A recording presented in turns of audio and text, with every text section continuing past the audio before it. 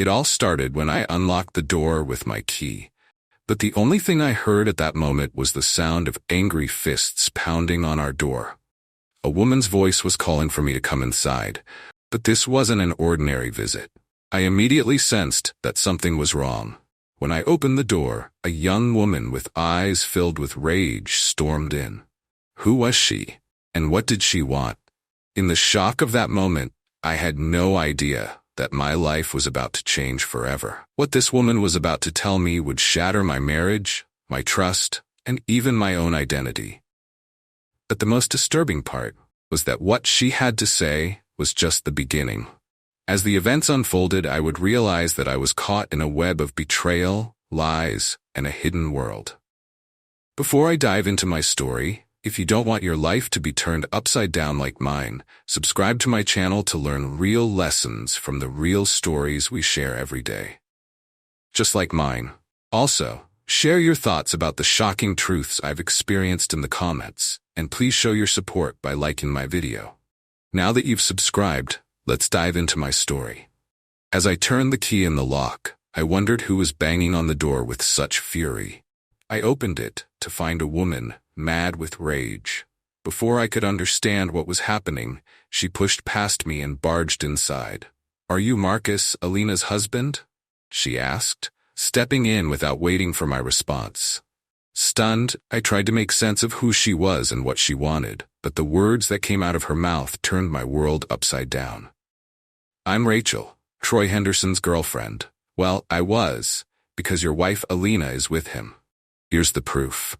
She waved a handful of photos in front of my face. My hands trembled as I took them. In the pictures, my wife Alina was entwined with a young man I didn't know.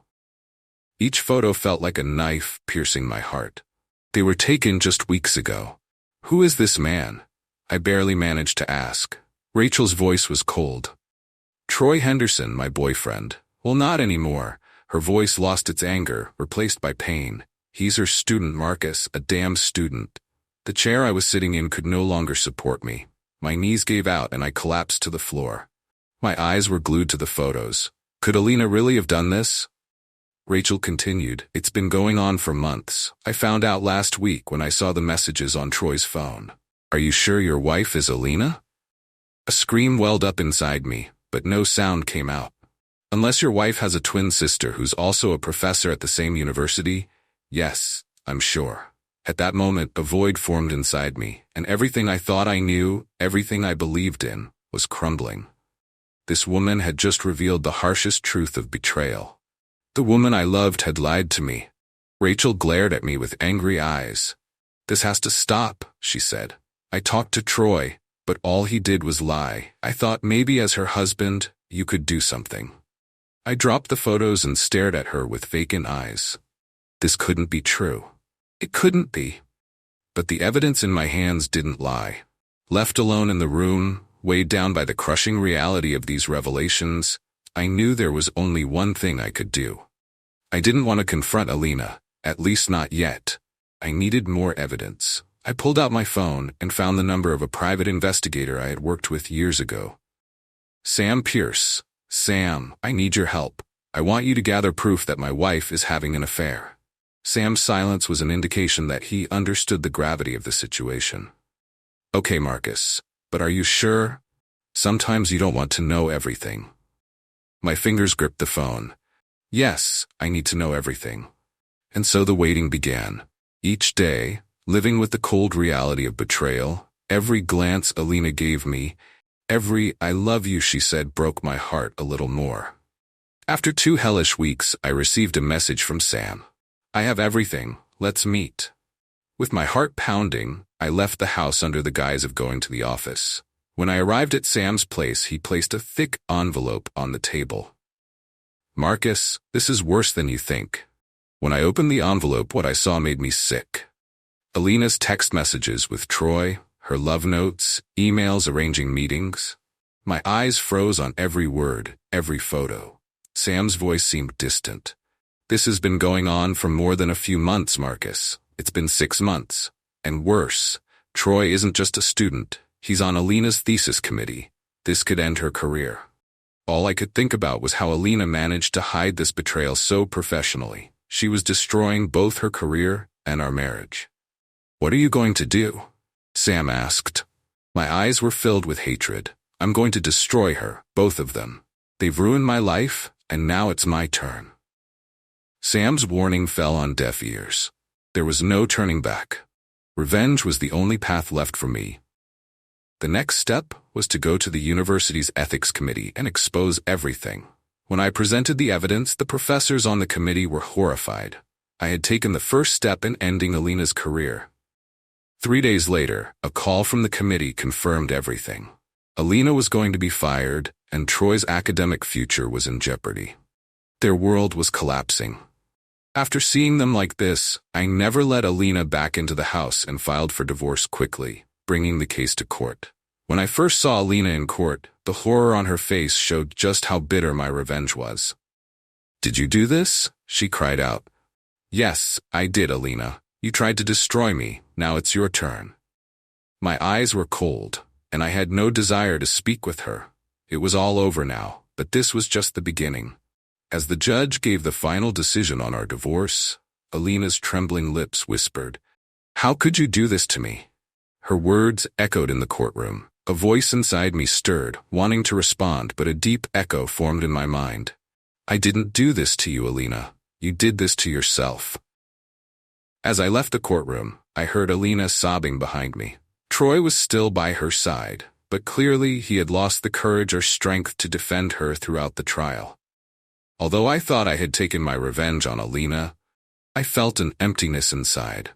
The satisfaction of tearing down the woman I had loved and trusted for years was not as fulfilling as I had imagined. Yet there was still a sense of completion within me. This was a confrontation I had waited for a long time, and I had won.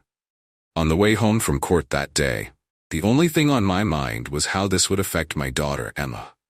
How would I protect her from this storm? My biggest fear was that Alina would disappoint her when she needed a mother the most. Though Emma seemed strong, how would her young heart bear this betrayal? Everything Alina said to her, everything that had happened, the chaos of the court, amidst all this, I had to protect Emma. She was my only real connection, my top priority. That night, when I returned home, I found Emma asleep in her bed. Looking at her small face, I wished for the return of a lost innocence. I stood by her side for a while, holding her tiny hands and thinking silently, how will I protect her through all of this? How can I rebuild her trust in her mother? As these questions circled in my mind, the reality of how deeply Alina had hurt me and put Emma in such a difficult position weighed even more heavily. I feared that my anger toward Alina would end up harming Emma. That's when I realized I needed to rethink everything, every detail. Alina's loss was not just a form of revenge for me, it was also a loss for Emma. That's why I made a decision. Instead of continuing to destroy her, I had to find a way for Emma. I had to leave behind the anger and thirst for revenge. I could already see how this would impact Emma's future. She needed a bright future, and for that, I needed to pull myself together first. A week later, I received the news that Alina was going to jail. Our ties were now completely severed. In that moment, I didn't even wonder if she would come back or regret her mistakes.